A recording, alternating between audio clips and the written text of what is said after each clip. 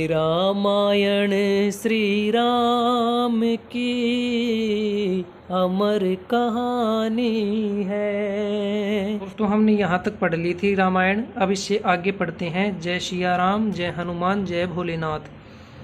सोह शैल गिरिजा ग्रह आए, जिमि जनु राम भक्ति के पाए। नित नूतन मंगल ग्रहतासु, ब्रह्मादिक गावहि जसु जासु। पार्वती जी के घर आ जाने से पर्वत ऐसा शोभायमान हो रहा है जैसा राम भक्ति को पाकर भक्त शोभायमान होता है। उस पर्वतराज के घर नित्य नए नए मंगलोत्सव होते हैं जिसका ब्रह्मादि यश गाते हैं। नारद समाचार सब पाए, कौतुक ही गिर गेह सिधाए। शैल राज बड़ आदर कीन्हा, पद पखारी बर आसन उदीन्हा। जब नारद जी ने ये समाचार सुने तो वे कौतुक कहीं से हिमाचल के घर पधारे। पर्वतराज ने उनका बड़ा आदर किया और चरण धोकर उनको उत्तम आसन दिया। नारी सहित मुनि पद सिरुनावा, चरण सलील सबु भवनु सिचावा। निज सौभाग्य बहुत गिरि बरना, सुता बोली मेली मूली मुनि चरना। फिर अपनी स्त्री सहित मुनि के चरणों में सिर नवाया और उनके चरणोदक को सारे घर में छिड़काया। हिमाचल ने अपने सौभाग्य का बहुत बखान किया और पुत्री को बुलाकर मुनि के चरणों पर डाल दिया। त्रिकालज्ञ सर्वज्ञ तुम्हें, गति सर्वत्र तुम्हारी। कहूँ सुता के दोष गुण, मुनि बर हृदय विचारी। और कहा, हे मुनिवर, आप त्रिकालज्ञ और सर्वज्ञ हैं, आपकी सर्वज्ञ पहुंच है, अतः आप हृदय में विचार कर कन्या के दोष गुण कहिए। कह मुनि बिहसी गूढ़ मृदुबानी, सुता तुम्हारी सकल गुण खानी। सुंदर सहज सुशील सयानी, नाम उमा अंबिका भवानी। नारद मुनि ने हंसकर रहस्य युक्त कोमल वाणी से कहा, तुम्हारी कन्या सब गुणों की खान है। यह स्वभाव से ही सुंदर सुशील और समझदार है। उमा अंबिका और भवानी इसके नाम हैं। सब लक्षण संपन्न कुमारी, होई ही संतत पिए ही पियारी। सदा अचल एहि कर अहिवाता, एहि तेजसु पह ही पितु माता। कन्या सब सुलक्षणों से संपन्न है। यह अपने पति को सदा प्यारी होगी, इसका सुहाग सदा अचल रहेगा और इससे इसके माता पिता यश पावेंगे।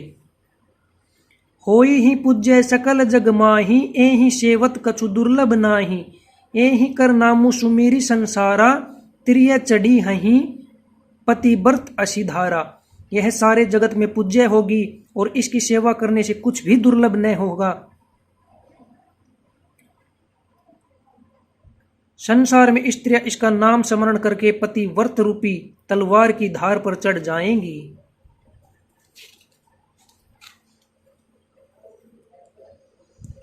शैल सुलक्षण सुता तुम्हारी, सुनहु जे अब अवगुण दुईचारी। अगुण अमान मातु पितु हीना, उदासीन सब संशय छीना। हे पर्वतराज, तुम्हारी कन्या सुलक्षणी है। अब इसमें जो दो चार अवगुण हैं उन्हें भी सुन लो। गुणहीन, मानहीन, माता पिता विहीन, उदासीन, संशयहीन, लापरवाह। जोगी जटिल अकाम मन नगम, नगन अमंगल वेश। अस्वामी एहि कह मिली ही परी हस्त असिरेख। योगी जटाधारी, निष्काम हृदय, नंगा और अमंगल वेश वाला ऐसा पति इसको मिलेगा। इसके हाथ में ऐसी ही रेखा पड़ी है।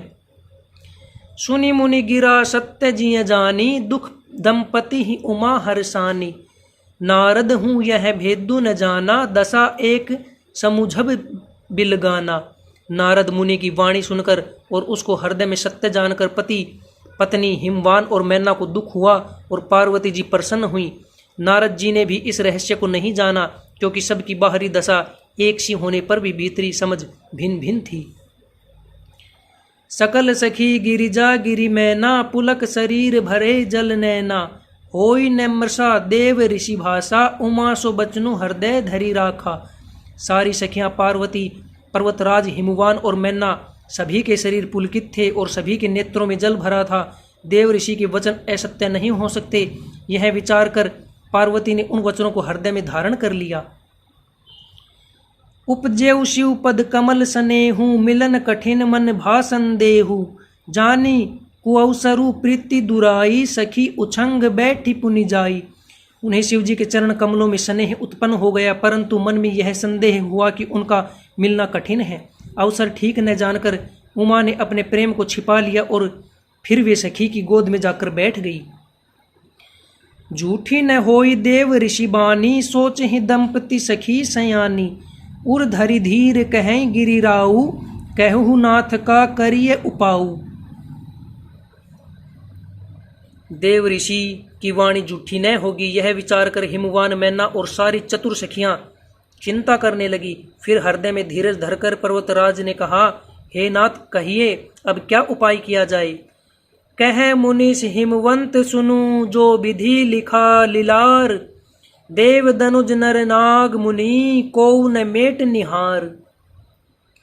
मुनीश्वर ने कहा, हे हिमवान सुनो, विधाता ने ललाट पर जो कुछ लिख दिया है उसको देवता दानव मनुष्य नाग और मुनि कोई भी नहीं मिटा सकते।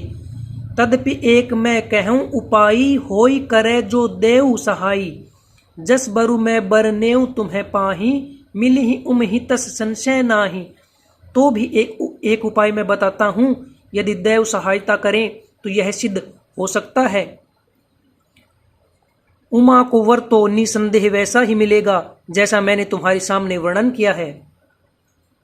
जे जे बर के दोष बखाने ते सब शिव पहि मैं अनुमाने जो विबाहु शंकर सन होई 200 गुण सम कह सब कोई। परंतु मैंने वर के जो जो दोष बतलाए हैं मेरे अनुमान से वे सभी शिवजी में हैं। यदि शिवजी के साथ विवाह हो जाए तो 200 को भी सब लोग गुणों के समान ही कहेंगे। जो असिसेज सैन हरि करही बुध कछु तिन्ह कर दो सुन धरही भानु कृसानु सर्ब रस खाही तिन्ह कह मंद कहत को नाही। जैसे विष्णु भगवान शेष नाग की शैया पर सोते हैं तो भी पंडित लोग उनको कोई दोष नहीं लगाते। सूर्य और अग्निदेव अच्छे बुरे सभी रसों का भक्षण करते हैं परंतु उनको कोई बुरा नहीं कहता। शुभ अरु अशुभ सलील सब बहई सुरसरी को अपुनित न कही समरथ कहूँ नहीं दोसु गोसाई रवि पावक सुरसरी की नाई। गंगा जी में शुभ और अशुभ सभी जल बहता है पर कोई उन्हें अपवित्र नहीं कहता। सूर्य अग्नि और गंगा जी की भांति समर्थ को कुछ दोष नहीं लगता। जो अस हिसिसा कर ही नर जड़ विवेक अभिमान पर ही कलप भरी नरक महू जीव की इस समान।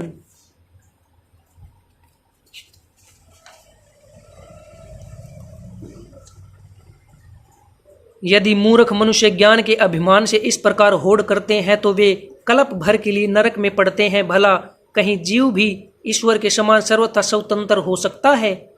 सुरसरी जल कृत बारुनि जाना कब हुन संत करहि तेहि पाना सुरसरी मिले सो पावन जैसे ईश अनि सही अंतरु जैसे तैसे। गंगा जल से भी बनाई हुई मदिरा को जानकर संत लोग कभी उसका पान नहीं करते पर वहीं गंगा जी में मिल जाने पर जैसे पवित्र हो जाती है, ईश्वर और जीव में भी वैसा ही भेद है। शंभु सहज समरथ भगवाना एहि विवाह सब विधि कल्याणा दुराराध्य पे एहि महेशु आशुतोष पुनि किए कलेशु। शिव जी सहज ही समर्थ हैं क्योंकि वे भगवान हैं, इसलिए इस विवाह में सब प्रकार कल्याण है। परंतु महादेव जी की आराधना बड़ी कठिन है, फिर भी कलेश तप करने से वे बहुत जल्द संतुष्ट हो जाते हैं। जो तप करे कुमारी तुम्हारी भाव्यु मेटि सकहि त्रिपुरारी जदपि बर अनेक जग माही एहि कहे शिव तजी दूसर नाही। यदि तुम्हारी कन्या तप करे तो त्रिपुरारी महादेव जी होनहार को मिटा सकते हैं। यद्यपि संसार में वर अनेक हैं पर इसके लिए शिव जी को छोड़कर दूसरा वर नहीं है। वरदायक प्रंतारति भंजन कृपा सिंधु सेवक मनरंजन इच्छित फल बिनु शिव अवराधे लहियन कोटि जोग जप साधे। शिव जी वर देने वाले, शरणागतों के दुखों का नाश करने वाले, कृपा के समुद्र और सेवकों के मन को प्रसन्न करने वाले हैं। शिव जी की आराधना किए बिना करोड़ों योग और जप करने पर भी वांछित फल नहीं मिलता। अस कहीं नारद सुमेरी हरि हरि जही दिन ही आशीष होय ही यह कल्याण अब संशय तजहूँ गिरीश। ऐसा कहकर भगवान का स्मरण करके नारद जी ने पार्वती को आशीर्वाद दिया और कहा कि हे पर्वतराज, तुम संदेह का त्याग कर दो, अब यह कल्याण ही होगा। जय सिया राम, जय सीताराम, जय हनुमान, जय भोलेनाथ।